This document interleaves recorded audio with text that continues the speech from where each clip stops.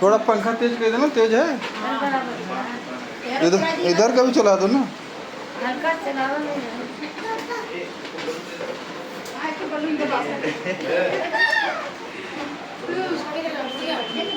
अबे एकदम साइलेंट हो जाओ, सुनो। जय श्री कृष्ण सभी को। आज जन्माष्टमी के पावन अवसर पर आइए हम कान्हा जी के जन्म से लेकर उनकी अनंत लीलाओं तक की यात्रा करते हैं। ये कहानी सिर्फ एक भगवान की नहीं, एक दोस्त, एक ऐसे मार्गदर्शन की है जो हमारे साथ युगों युगों तक है। मथुरा में राजा कंस का राज था, शक्तिशाली पर अहंकारी। कंस अपने अहंकार में सोचता था कि वो सबसे बड़ा शक्तिशाली है, लेकिन धर्म का नियम है, जब अधर्म अपनी सीमा पार करता है तो कृष्ण स्वरूप खुद प्रभु उसका नष्ट करने आते हैं। कंस अपनी बहन देवकी से बहुत प्रेम करता था।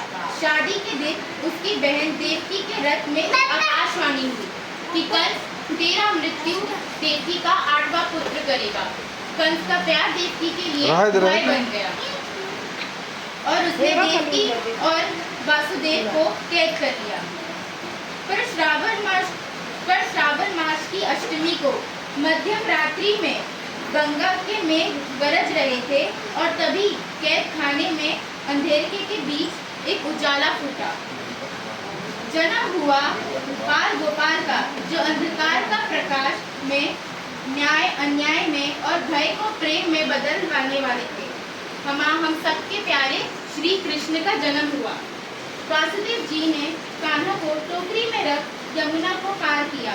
यमुना की जल का भी भाव था, अगर मेरे तट पर कृष्ण चल रहे हैं तो मैं किनारा बन जाऊं, अगर वो मेरे गोद में है तो मैं सेवा बन जाऊंगा। वासुदेव ने श्री कृष्ण को यमुना पार कर गोकुल में उनकी यशोदा मैया के पास छोड़ आए। गोकुल में कान्हा का बचपन शुरू हुआ। छोटी सी मुरली, मस्त मुस्कान और मट्टी का माखन, ये हमारे श्री कृष्ण का प्यार था। गोकुल की गलियों में जो भी खिड़की खुलती वह एक ही आवाज निकालती, अरे वो देखो आया कान्हा माखन चोर।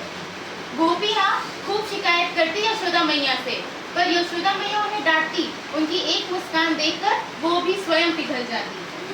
उनकी शरारती भी लीला थी, किसी से माखन चुराना तो किसी का दिल चुरा लेना। कृष्ण सिर्फ एक बालक नहीं थे, वो लीला के पुरुषोत्तम थे। जहाँ एक तरफ वो माखन चुराते थे, वहीं दूसरी तरफ अश्रु को विनाश करते थे। चलो अब सुनते हैं उनकी कुछ लीलाएं। पूतनावत। डायन पूतना का बचपन में दूध पीने के बहाने उन्होंने डायन पूतना को मुक्त किया। ये हमें ये सिखाती है कि सिर्फ कान्हा हमारे जीवन नहीं लेते, वो हमें जीवन देते भी हैं। कालिया नाग। यमुना के जल में जहर घोले हुए कालिया नाग के सर पर कान्हा ने नृत्य किया। ये लीला हमें ये सिखाती है, जब प्रेम का रंग छूटता है तो जहर भी शांत हो जाती है। गोवर्धन लीला। इंद्रदेव के गुस्से से बचने के लिए गोवर्धन पर्वत को छोटी उंगली पर उठा लिया। यह लीला हमें ये सिखाती है कि राजा वो नहीं होता जो तट पर बैठता है, राजा वो होता है जो अपने प्रजा के साथ हमेशा खड़ा हो। कान्हा की लीला एक समुद्र है, जितना ढूंढोगे उतना मोती पाओगे।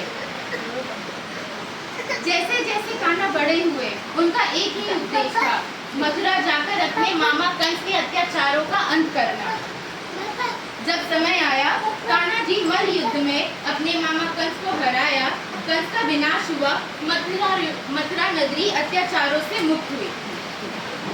बोलो नंद लाला की जय।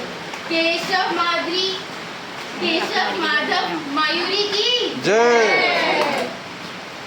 और अब शुरू होती है वो कहानी जो ना जन्म से जुदाई है ना मृत्यु से। ये तो प्रेम की कहानी है, हमारे श्री कृष्ण और राधा रानी की कहानी है। वृंदावन में एक ऐसा नाम था जो कान्हा से हमेशा जुड़ा हुआ था, राधा। राधा के बिना कान्हा की पहचान अधूरी थी और कान्हा के बिना राधा की पहचान अधूरी थी। उनका प्रेम ना समय का मोहताज था, ना दूरी का। जब कान्हा जाते राधा जी के चरण स्वतः ही उस दिशा में चल पड़ते। ये प्रेम सिर्फ मोह या छलावा का नहीं था, ये एक आत्मा का दूसरी आत्मा से मिलन था।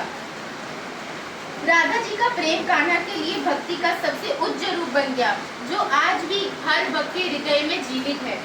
तो प्रेम से बोलो राधे राधे।